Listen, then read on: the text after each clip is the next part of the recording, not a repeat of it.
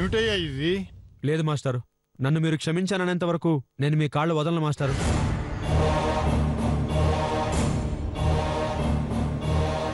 సరే క్షమించాను లేనాయనా. నిజంగా మీరు దేవుడు మాస్టారు.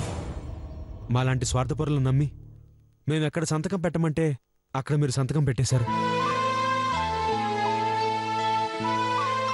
మేము దుర్మార్గుల్లా ప్రవర్తించాం.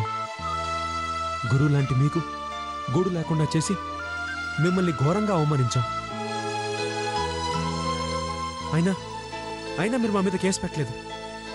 మీలాంటి మంచి మనిషికి చేసిన ద్రోహం తెలుసుకుంటే అసలు మేము మనుషులమేనా అనిపిస్తోంది మాస్టారు. నా మీద నాకే అసహ్యం వేస్తోంది. అందుకే మాస్టారు, ఈ పాపాన్ని నేను కడుక్కోవాలనుకుంటున్నాను. మీరేమనుకోకపోతే మధు పెళ్లి ఖర్చు మొత్తం నేనే భరిస్తాను. మధు పెళ్లిని దగ్గరుండి నేనే జరిపిస్తాను.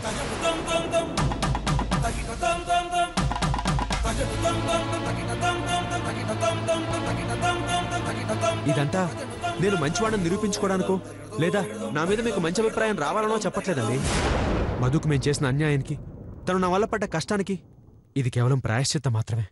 దయచేసి నాకు ఒక్క అవకాశం ఇవ్వండి మాస్టారు, ప్లీజ్.